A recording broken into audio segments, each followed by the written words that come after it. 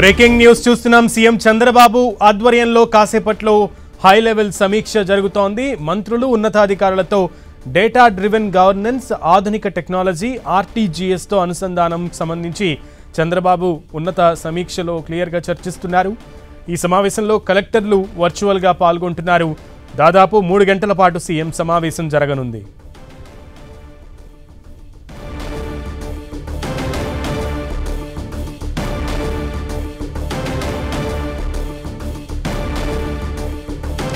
Breaking news చూస్తున్నాం.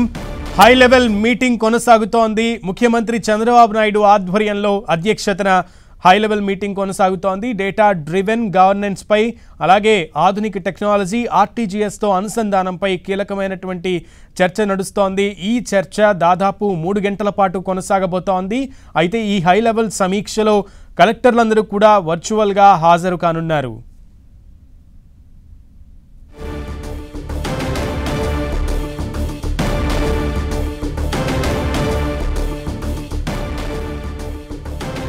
ముఖ్యమంత్రి అధ్యక్షతన హై లెవెల్ మీటింగ్ కొనసాగుతోంది. ఈ హై లెవెల్ మీటింగ్ లో డేటా డ్రివెన్ గవర్నెన్స్, అలాగే ఆధునిక టెక్నాలజీ అండ్ ఆర్టీజీఎస్ గురించి అనుసంధానానికి సంబంధించి కూడా కీలకమైనటువంటి సమీక్ష జరగబోతోంది. ఈ చర్చకు సంబంధించి కలెక్టర్లందరూ కూడా వర్చువల్ గా పాల్గొంటున్నారు. సో పూర్తి సమాచారం మా ప్రతినిధి విజయ్ చంద్రన్ అడిగి తెలుసుకుందాం. విజయ్ చంద్రన్, 3 గంటల పాటు దాదాపు సుదీర్ఘ సమయం పాటు సమావేశం అనొచ్చు. సో ఏ అంశాల మీద అంత క్షుణ్ణంగా ఈరోజు చర్చ జరగబోతోంది?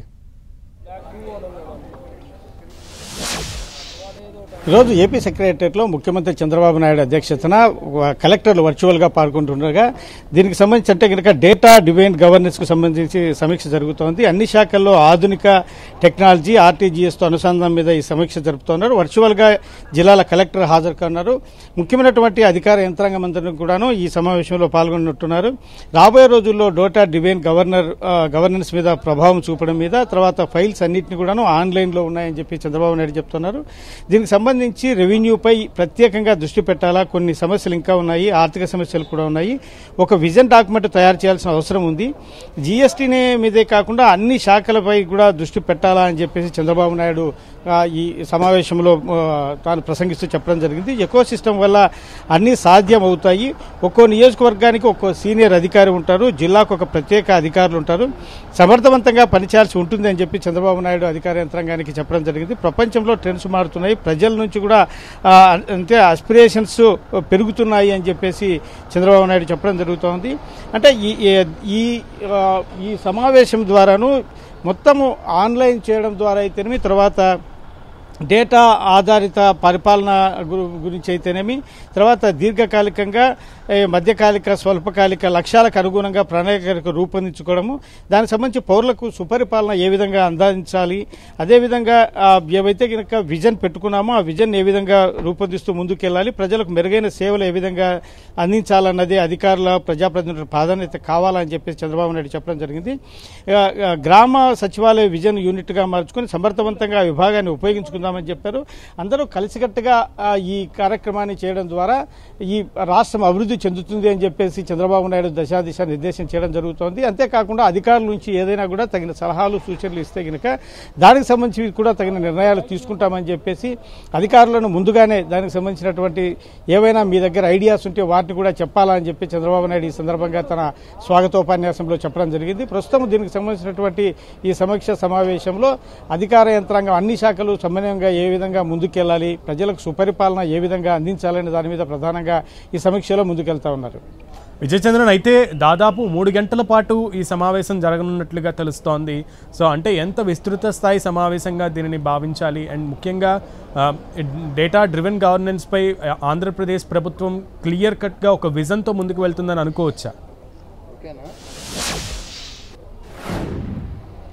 దీనికి సంబంధించి చూస్తే కనుక డేటాను ఏ విధంగా ఉపయోగించుకోవాలి, ఆయా శాఖలలో ఏ విధంగా దాన్ని సమర్థవంతంగా ఉపయోగించుకుంటూ, అంటే డేటా కంప్లీట్గా తమ చేతిలో ఉంటే కనుక దానికి సంబంధించినటువంటి ఎస్టిమేట్స్ ఏమి, తర్వాత ఎటువంటి సమస్యలు ఎక్కడెక్కడ ఉన్నాయి, ఏ విధంగా వాటిని పరిష్కరించాలి, వాటన్నిటి కూడాను తెలుసుకునే అవకాశం ఉంటుంది, పరిష్కరించడానికి అవకాశాలు కూడా ఉంటాయి. కాబట్టి ఆర్టీజీఎస్ ద్వారా అయితేనేమి, తర్వాత అన్ని శాఖల సమన్వయం ద్వారా అయితేనేమి దీన్ని చేస్తే కనుక బాగుంటుందని చెప్పారు. అంతేకాకుండా నెలల వారీగా త్రైమాసిక లక్ష్యాలను పెట్టుకొని వాటన్నిటిని కూడాను సమర్థవంతంగా ఆ లక్ష్యాలను ఏదే అచీవ్ చేసుకుంటూ ముందుకు వెళ్లాల్సినటువంటి పరిస్థితులు కూడా ఈ సమావేశంలో చర్చించనున్నారు.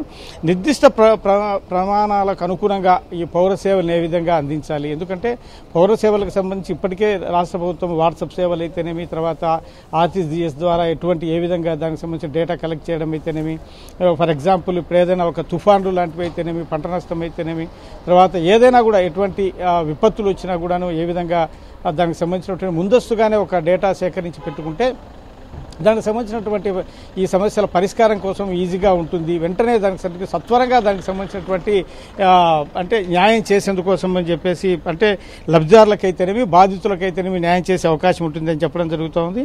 కాబట్టి ఆర్టీజీఎస్ ద్వారా సేకరించినటువంటి సమాచారాన్ని విశ్లేషించి ఆయా శాఖలకు అప్పగించేందుకు కూడా దీనికి సంబంధించిన నిర్ణయం కూడా ఈ సమావేశంలో తీసుకుంటారు.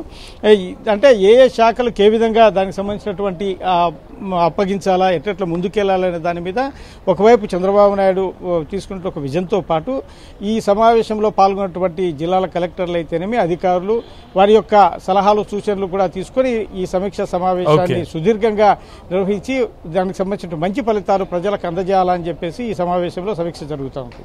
Okay Vijay Chandran, thank you.